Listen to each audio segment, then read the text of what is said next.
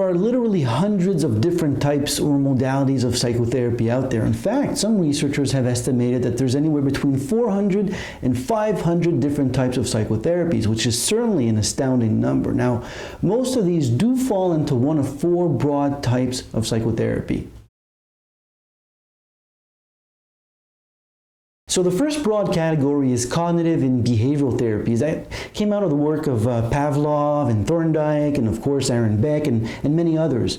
These therapies focus on learning good, new or more adequate behaviors and strategies. They focus on getting rid of inappropriate or bad or inadequate strategies, and or they focus on how we think, on our cognitive processes, which is why we call them cognitive therapies. Now, most of all, this is based on the idea that faulty thinking or cognitive distortions can cause, and they can maintain as well, either anxiety disorders or mood disorders. The second broad category of psychotherapies includes psychodynamic therapies, which also aim to change behavior and thoughts and emotions, but this time they focus on motives and unconscious drives that may be behind these thoughts, behaviors, or emotions. When you see a cartoon depicting psychotherapy that involves a patient lying on a couch and a therapist sitting behind him taking notes, well, that image actually represents one type of psychodynamic therapy.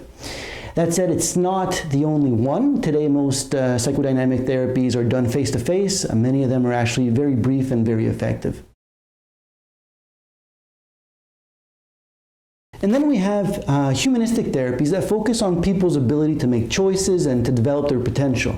Humanistic therapies, like all the others, essentially come in different shapes and sizes, but the most popular ones are certainly what we call Gestalt therapy and client-centered therapy, and also existential therapy.